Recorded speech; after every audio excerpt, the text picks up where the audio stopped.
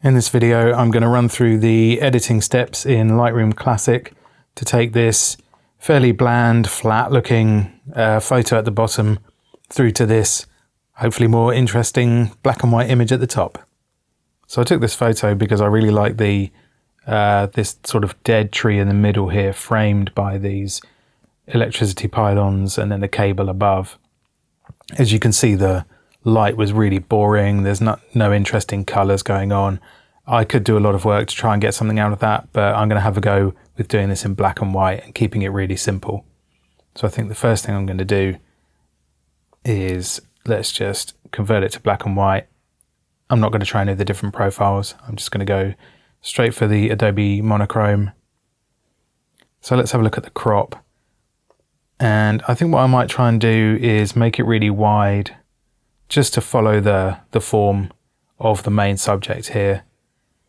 And I might even go, let's go super wide, 1:3. And I'm probably going to keep the tree more or less on this top third line. I don't want to get the top of the pylons too close to the top of the frame though. So something like that. Let's try that. Okay, and then I think, I'm not sure I want to change the exposure itself at the moment. I'm going to use the HDR controls. Let's bring the highlights all the way down.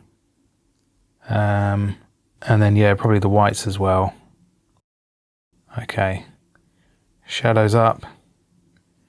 Okay, let's bring the exposure up a bit now.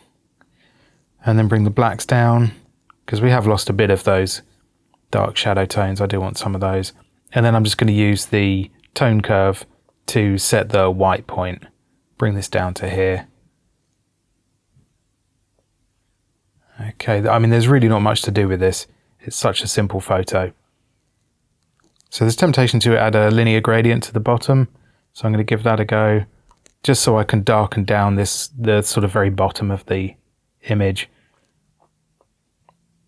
just to help draw the sort of viewer's eye to the main subject in the center. Let's just bring that down slightly. Doesn't need to be too much. So now, yeah, it's a nice contrast with this really bright sky and then this really dark foreground here. Okay, so with a bit of cleaning up, there's a bird there. I think I'm going to, it's not a huge distraction, but I think I'm going to remove that. So I'm just going to use this. Yeah, that removal tool. Nice and simple. That's all we need there.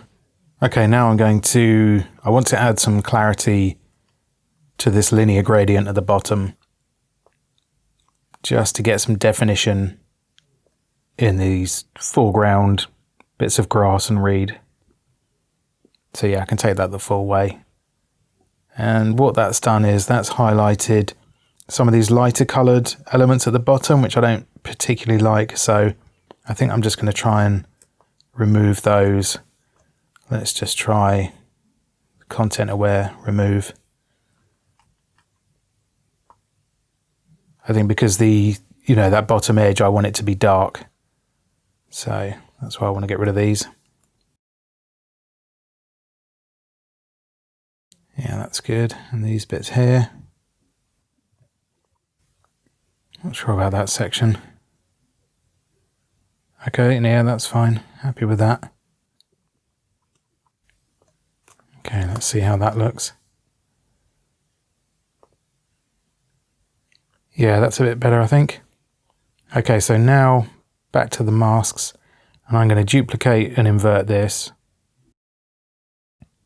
And what I want to do is, I'm actually going to bring the clarity down on this one, soften some of those sort of distant elements.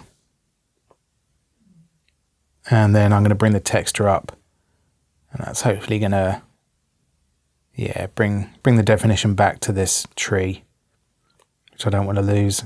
And then the last thing I'm going to do is, this is purely just to add a bit of character and atmosphere to the image. I'm going to add some grain, and I'm going to add quite a lot of grain. I'm not trying to emulate film. I just want to, like I said, add some character and atmosphere to it, just as a finishing touch. And I'm going to add quite a lot. There we go. Okay, so let's have a look at our before and after.